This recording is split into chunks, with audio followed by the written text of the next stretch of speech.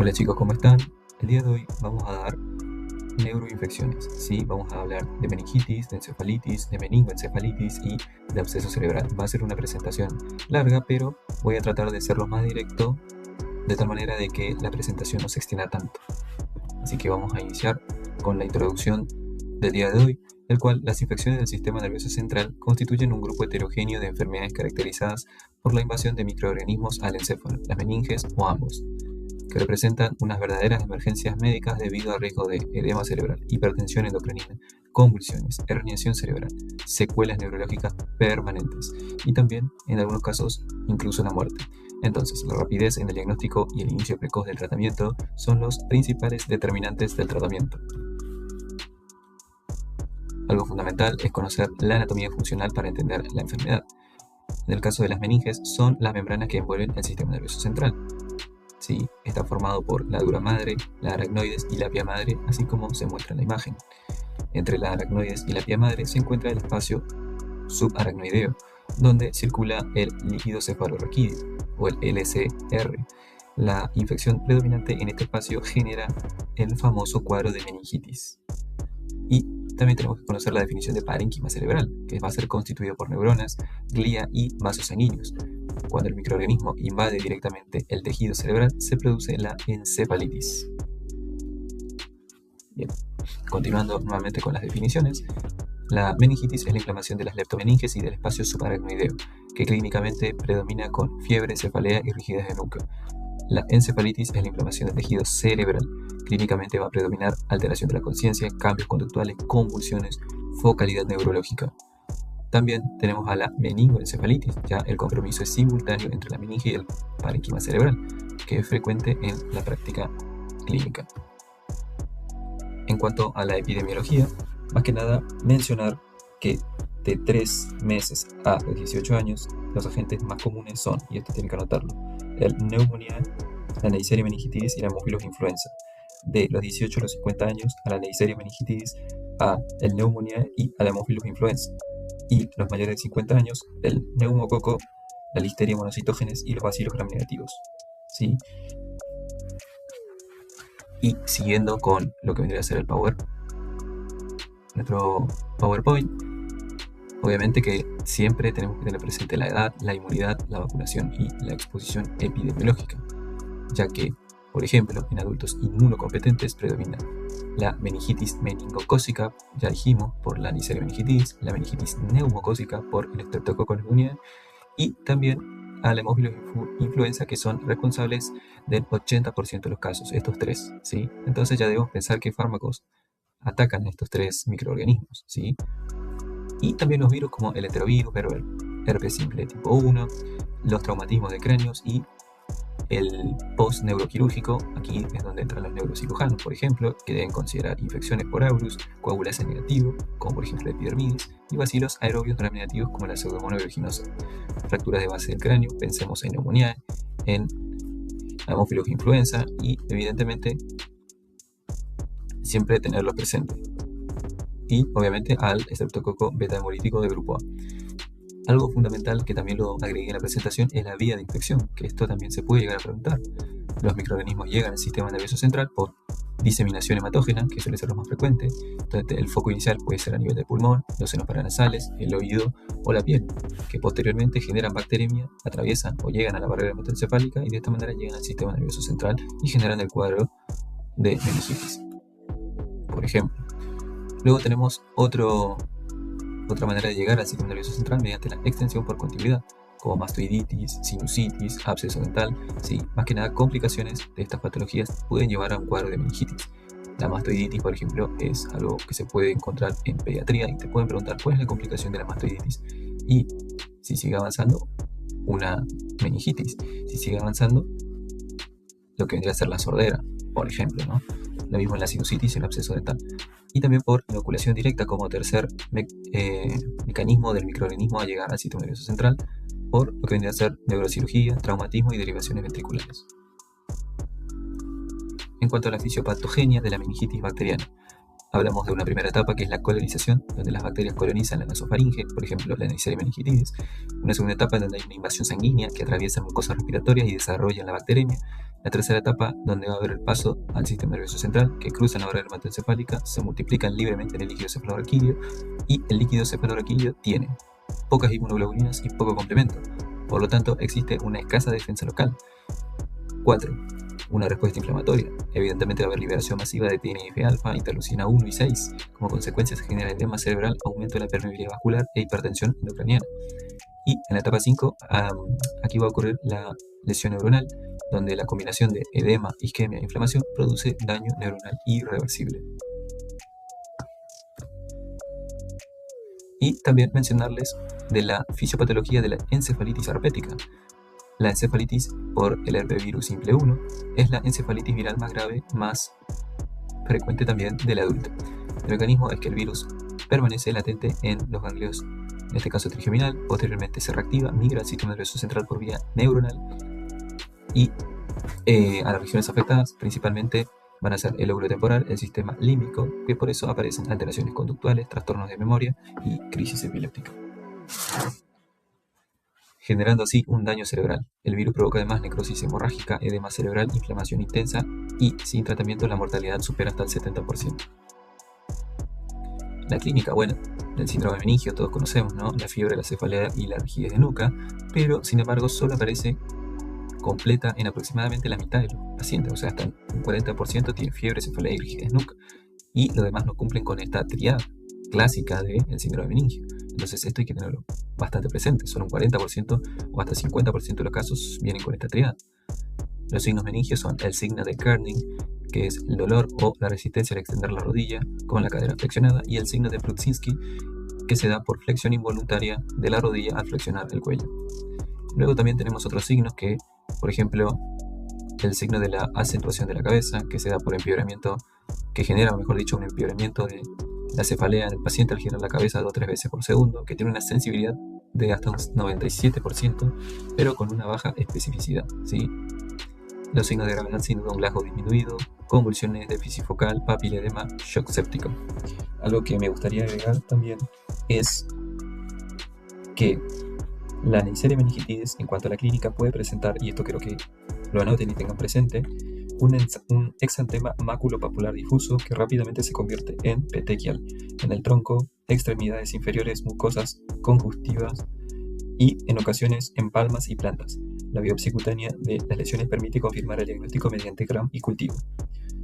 Aquí hay que tomar nota, ya que en casos de sepsis meningocócica se puede presentar insuficiencia suprarrenal aguda por necrosis hemorrágica de la glándula, o sea, el síndrome de Waterhouse-Friedrich,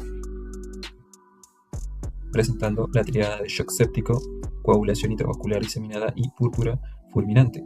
También la listeria monocitógenes. Esta puede cursar con afección del rompeencéfalo, presentando nistagmo, ataxia, afección de los pares craneales. Esto es fundamental, ya que, como bien digo, no todo es rigidez de nuca, cefalea y fiebre. La Neisseria meningitis tiene, como bien mencioné, su presentación, y la listeria monocitógenes también. En cuanto al diagnóstico, se hace mediante la clínica, la sospecha clínica, una buena anamnesis y un buen examen físico, que tengo que hacer una valoración del estado de conciencia con la escala de Glasgow, ¿sí? Los signos de Kerning, los signos de Brudzinski, pedirle al paciente que haga movimiento con la cabeza, ¿sí? Todo eso en cuanto al examen físico, y obviamente que nos apoyamos también de lo que vendría a ser el laboratorio con un hemograma, solicitación de PCR, si es que nuestro centro hospitalario lo cuenta, procalcitonina, que se ha visto que tiene muchas ventajas para diferenciar una causa bacteriana de otro tipo de infecciones, ¿sí? Y evidentemente el hemocultivo. El hemocultivo es fundamental, ya que, sin dudas, siempre que no se justifique el retraso del inicio de la antibiótico-terapia empírica, se recomienda obtener previamente 2 hemocultivos y realizar la punción lumbar. Siempre antes del antibiótico, si no se genera demora, punción lumbar, ya que es el estudio fundamental. Y les traje aquí cómo se diferencian, ¿no?, entre una bacteriana, una viral y una tuberculosa. Faltaría la criptococócica, pero en este caso traje las 3 más principales, ¿no? El líquido cefalorraquídeo es de apariencia clara, una presión de apertura de menos 180. Esto de presión de apertura es cuando se va colocando la aguja, ¿sí?, Y cuando la presión de apertura es muy elevada, ¿qué quiere decir esto? Que el líquido cefalorraquídeo tiene una fuerza para salir mucho más rápida. Entonces, más que nada es eso, sí, porque muchas veces uno se olvida la presión de apertura, pero es simplemente eso. Los leucocitos de 0 a 5 células por milímetros cúbicos, los neutrófilos de 0 a 15, las proteínas en gramos por decilitro entre 15 a 50, la glucosa de 45 a 81 y la relación glucosa del líquido cefalorraquídeo de plasma es de 0.6. Y acá tenemos a la bacteriana, a la viral y a la tuberculosa, que los dejo para que puedan capturar la imagen de la presentación o simplemente puedan pausar y hacer su cuadro comparativo. Una pregunta importante es ¿cuándo hacer la TC antes de la punción? ¿Sí? Bueno, si hay que realizar neuroimagen previa si existe inmunosupresión, déficit focal, convulsión reciente, papiledema o alteración importante de la conciencia. Y algo también muy importante saber es la punción lumbar, ya que a todos los pacientes con sospecha de meningitis se le debe obtener líquido cefalorraquídeo, a menos que esté contraindicado, ya que no existen contraindicaciones absolutas. Ahora sí, entramos en un apartado realmente importante y en donde puede haber quizás algunos grises, que es el tratamiento empírico de la meningitis bacteriana. Ahora, algo muy importante, nunca esperar resultados definitivos. En adultos inmunocompetentes hacemos ceftriaxona 2 gramos endovenoso cada 12 horas, más vancomicina o vancomicina de 15 a 20 miligramos kilogramos endovenoso cada 8 o 12 horas.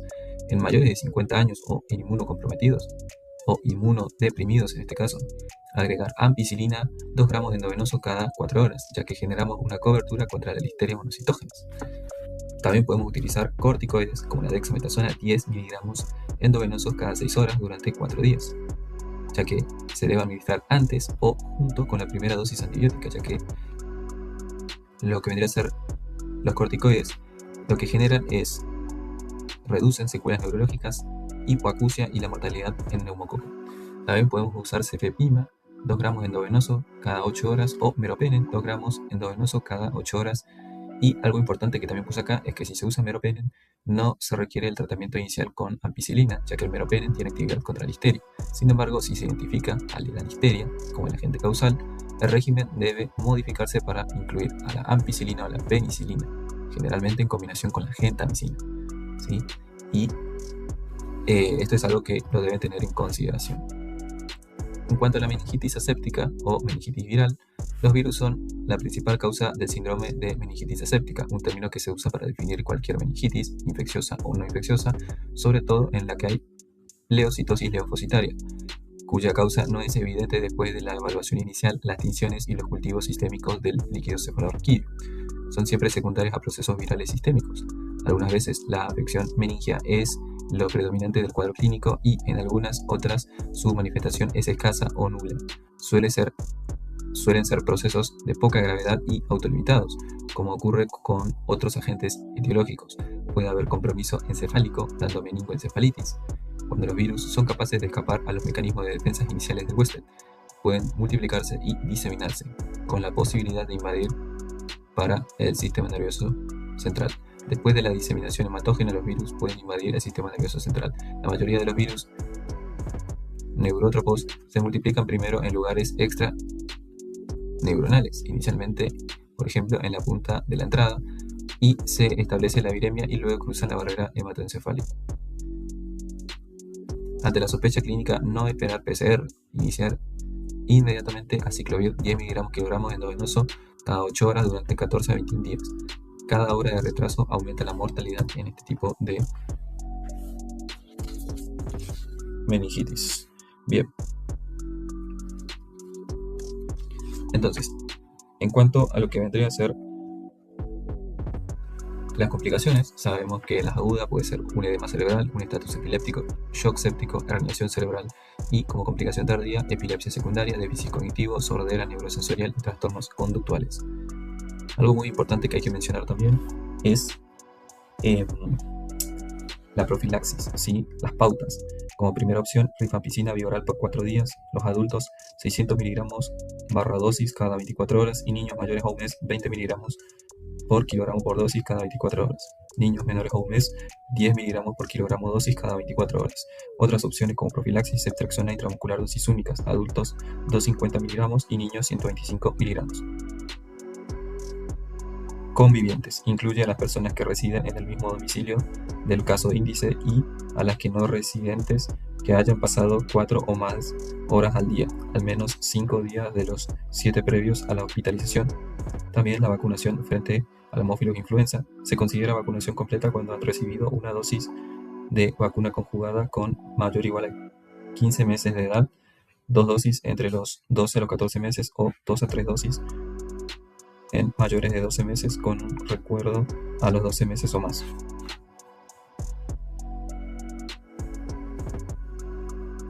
Eso obviamente en cuanto a la profilaxis por meningitis por hemófilos influenza. Por la meningococo también usamos rifampicina bioral por 2 días con las mismas pautas. En cuanto al absceso cerebral, podemos definir al absceso cerebral como una colección focal de pus dentro del parénquima cerebral rodeada por una cápsula vascularizada producida por una infección bacteriana, fúngica o más raramente parasitaria. A diferencia de la meningitis, donde la infección se localiza en el espacio subaracnoideo, el absceso es una lesión ocupante de espacio dentro del tejido cerebral. Por esta razón, muchas veces se comporta como un tumor cerebral que como una infección sistémica. La importancia clínica es que la mortalidad ha disminuido considerablemente con la neuroimagen moderna y los antibióticos, pero continúa siendo una enfermedad grave. Las complicaciones más temidas son hipertensión endocraniana, herniación cerebral, ruptura interventricular, convulsiones, déficits neurológicos permanentes. ¿Y cuáles son las causas? Bueno, diseminación por contigüidad representa una de las causas más frecuentes. Origen habitual, sinusitis frontal, otitis media crónica, mastoiditis, infecciones odontológicas. Dependiendo del foco, aparecen en distintas localizaciones. Por ejemplo, sinusitis frontal va al lóbulo frontal, otitis o mastoiditis al lóbulo temporal o cerebelo. Y también tenemos la diseminación hematógena. Esta va a ocurrir cuando los microorganismos llegan al CNC a través de la circulación. Esto se observa en endocarditis infecciosa, abscesos pulmonares, bronquiectasias, cardiopatías congénitas cianóticas. En estos casos suele existir múltiples abscesos, ¿sí? O por inoculación directa mediante neurocirugía, trauma penetrante, heridas craneales. La microbiología, bueno, los agentes del foco primario frecuentemente son el viridans y el Streptococcus anginosus y anaerobios orales. En inmunodeprimidos aparecen la nocardia, aspergillus y toxoplasma gondii. En cuanto a la fisiopatología, la evolución clásica ocurre en 4 etapas. Primero va a haber una cerebritis temprana que dura de 1 a 3 días. El microorganismo invade el tejido cerebral, en donde aparece edema local, infiltrado inflamatorio y necrosis inicial. En esta fase todavía no existe la cápsula. Luego tenemos la cerebritis tardía, que dura entre 4 a 9 días, en donde la necrosis progresa y se acumulan neutrófilos, macrófagos y dendritos celulares. Aquí comienza la formación de una cápsula purulenta. En la tercera etapa se genera la formación de la cápsula temprana, que dura entre 10 a 14 días. El organismo intenta contener la infección, se desarrolla una cápsula vascular periférica. Esta etapa produce el clásico realce en anillo en la neuroimagen. La cuarta fase, la cápsula madura, que hablamos ya más de 14 días de instauración. El absceso queda delimitado, sin embargo sigue creciendo por edema vasogénico y efecto en masa.